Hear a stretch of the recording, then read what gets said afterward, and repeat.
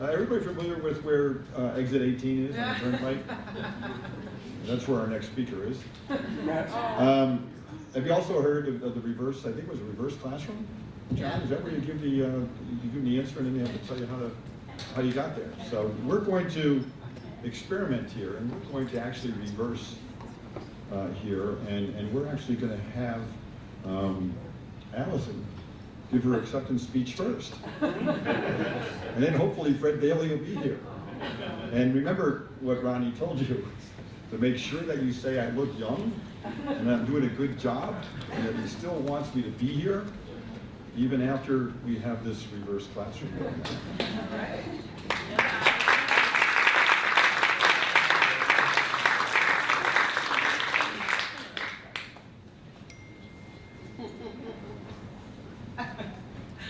Okay, hi everyone. I also have notes on my phone, so give me 1 second. And I have to say, Isaac, I thought you were like the coolest person in the world. I didn't recognize you at first because you didn't have your hair. But,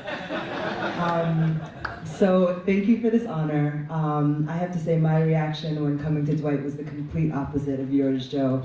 I was coming in the 6th grade, and I remember my parents telling me that I was going to go to private school next year, and I fought tooth and nail. It was the absolute last place I wanted to be. I felt like private school wasn't cool. But the minute that I got to school, that all changed. I remember in particular that in my sixth grade math teacher was somebody by the name of Mr. Anderson, and he was one of the only people of color on campus at the time. And I wasn't good at math then, I'm not good at math now, but Mr. Anderson noticed something in me. He took an interest in the fact that I was a singer. He took an interest in the fact that I could run, and he pushed me in ways that nobody had previously. And I think that's one of the things that stands out the most about Dwight, the interest that teachers took in me. I'm looking in the crowd, I see my friends who were my teachers. So I started really getting into running in 6th grade. I remember always being one of the fastest people on the team, but more than being fast, what I really appreciated about both track and soccer was the community aspect of it. And when I think about what I do now in my life, which is really create inclusive communities, that was instilled with me from my days at Dwight. But it hasn't all been good since graduating. In 2012 in particular, I went through a period of depression. My father, who passed away 2 years ago, he was suffering from a Lewy body dementia diagnosis. I was unemployed. My partner at the time was cheating on me, just terrible things. And who did I reach out to? None other than Mr. Emery. And Mr. Emery Greg was one of the people who was with me during really dark period in my life.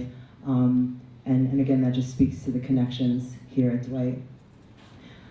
So running has really given me everything from my fiance, who's here in the audience, to my professional career, and it's really become a vehicle for social change.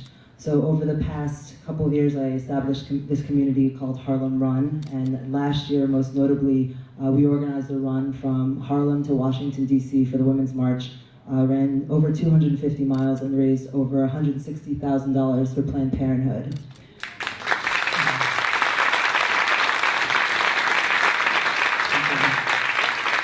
And we now have our sights set on the midterm elections and organizing around the midterm, so I'm also going to speak to you, Isaac, about that. But again, all of this really, I'm so thankful that I was able to have this opportunity that I really fought tooth and nail to not have, because it's come to define who I am. I found my voice here, I found my confidence here, and I definitely became an athlete here. So thank you.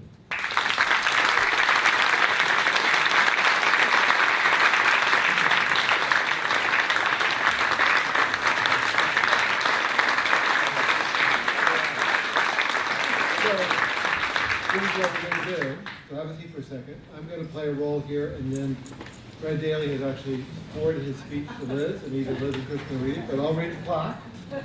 Here we go. From 1999 to 2003, 11 varsity letters in soccer, 4, winter track 3, spring track 4. In 2001, the Cookman Award. In 2001 and 2002, first team all-league soccer. In 2002, the Bowling Award. In 2002 and 2003, the winter track captain. In 2002-2003, spring track 400-meter hurdle state non-public group champion. Good. In 2003, the Ann M. Hardy Award. In 2003, soccer captain. 2003, spring track captain. 2003, spring track 400-meter and state non-public B group champion again. DE record holder in the girls 400-meter hurdles. The DE record holder for the third best time in the girls 400-meter. She was named in 2017 by Women's Running as one of the 20 women who are changing the sport of running in the world. She was the founder of the Harlem Run and the Run for All Women. Route 100, the most influential African Americans in 2017. And she was featured, this is the one I like, see, this is neat, and I noticed, there it is. She was featured in Under Armour's 2018 global campaign, Unlike Any, which celebrates and honors the unprecedented achievements of female athletes that rise above gender comparisons and stands on their own as marvels of athletic prowess.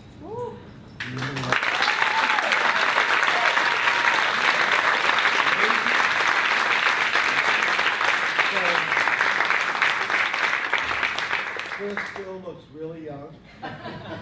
Liz tells me we're searching her phone, didn't get happen. This is what could happen. How many of you know Fred Daly?